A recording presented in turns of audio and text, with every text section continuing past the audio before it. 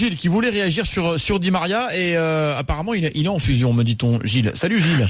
Salut toute l'équipe. Salut Gilles. Salut. Ouais, je suis un peu des bons. C'est concernant Di Maria, quand j'entends que c'est pas un top player. Ah. Alors, faudrait que vous me donniez la définition de top player. Si pour vous, top player, c'est simplement Messi et Cristiano Ronaldo, ok, je suis d'accord avec vous. Messi, Ronaldo, James, Neymar, je vais vous dire quelque chose. Suarez, moi, je rentre d'Argentine. Je vais souvent là-bas.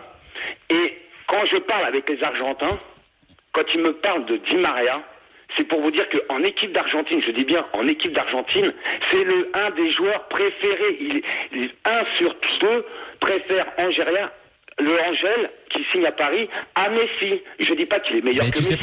Tu sais pourquoi J'ai pas dit ça. Pourquoi et vous me dites que c'est pas un top player. Non mais tu sais pourquoi Gilles, simplement une seconde. Vas-y. Attends, on laisse finir et tu réponds juste après Jonathan. Vas-y Gilles. Simplement une stat que personne ne parle. On nous dit qu'il a fait une saison de merde à Manchester. Je suis d'accord. Simplement une saison de merde, une stat. En Angleterre, en 1 an, il est 3e en passe d'ess. Il est 11 passes décisives à Manchester, tout à fait. Et le mec, il a fait une saison de merde. Réponse de Jonathan. Alors, sur la popularité de Di Maria en Argentine, mais tu as tout à fait raison. Mais tu sais pourquoi ?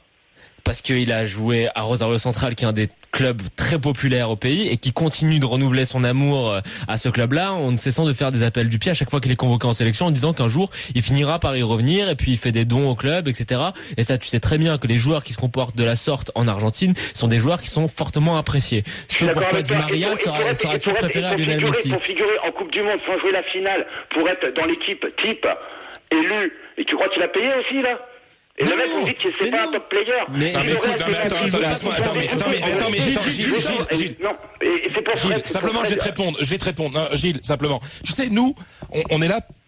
Moi, Di Maria, j'ai vu jouer tous ces matchs pendant 4 ans. Tu comprends? Ouais. Simplement, qu'est-ce que je sais? En Argentine, bien entendu qu'il est censé être dans l'équipe d'Argentine, mais avec une position, justement, et Jonathan me faisait la remarque, une position de milieu de terrain. Le problème de Di Maria, c'est que quand il veut jouer attaquant, il se perd et il y a beaucoup de déchets. Et au PSG, il va jouer comme ça. Nous, on est là pour dire la vérité, on va pas dire... Alors, comme c'est le PSG qui a signé, je dis, ouais, génial, super, etc. Je suis désolé, mais tu peux pas comparer Di Maria à Ronaldo, à James, à Luis Suarez. C'est un niveau en dessous, largement en dessous. Et autre chose, sur Di Maria... Je suis d'accord avec vous sur le poste qu'il va occuper. Mais j'ai l'impression que tous les auditeurs à RMC, ils mettent Matuidi indiscutable. Mais qui vous dit que Matuidi va pas aller faire un petit tour sur le banc? Ça, c'est l'un des grands problèmes de Laurent Blanc. Essaye de convaincre Di Maria. Attends. Essaye de convaincre Di Maria de jouer à un poste qu'il n'aime pas. Alors, messieurs, c'est ça le truc. Tu crois qu'il vient au PSG pour jouer où il veut pas? Gilles, Fred, Jonathan, Karine, vous bougez pas, vous gardez votre salive, vous réfléchissez à vos arguments et on se retrouve dans quelques instants. On marque une pause et on poursuit le débat avec Gilles parce qu'effectivement, le positionnement de Di Maria, on n'est pas prêt d'avoir fini la discussion vu les soucis à ce niveau-là que va avoir Laurent Blanc. Venez dans l'after au 32-16, dans quelques instants le quiz, le je m'en fous pas, un petit peu spécial Espagne et Copa Libertadores, bien entendu, à tout de suite. RMC jusqu'à minuit, l'after-foot. RMC, l'after-foot. Loïc Braillet. 23h30 sur RMC dans l'after. Fred Hermel est là. Et là, Fred, t'as beaucoup de messages de sympathie sur... Qu'est-ce que tu me racontes là? Oui, sur les hashtags RMC Live. Alors attends, je vais essayer de les retrouver parce que vous êtes très nombreux à réagir.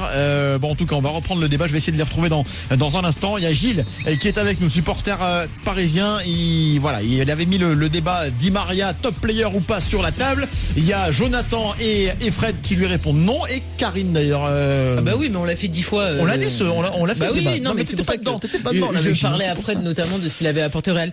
Fred, j'ai une autre question parce que tout le monde part du principe que Di Maria va jouer ailier. Ça paraît le plus probable à la base parce qu'il y a un vrai. Parce qu'il y a un vrai poste en plus à pourvoir à ce poste-là. À gauche. Mais on l'a vu meilleur au milieu de terrain avec l'Argentine, avec le Real Madrid. Il peut jouer en plus au milieu de terrain, milieu droit ou milieu gauche. Donc pourquoi, même s'il a dit qu'il voulait jouer ailier, il finirait pas par jouer milieu alors qu'il est meilleur pour l'équipe? Le nombre de joueurs qui, quand ils arrivent dans un club, ils t'expliquent qu'ils veulent jouer là et finalement ils jouent pas là. Je veux dire, Cavani, ça fait 2 ans qu'il t'explique qu'il veut plus jouer sur un côté, il continue de jouer sur un côté. Sauf que ça fait partie de la négociation. Non mais d'accord. Mais sauf que tu penses qu'il vient au PSG sans avoir l'assurance de jouer où il veut jouer?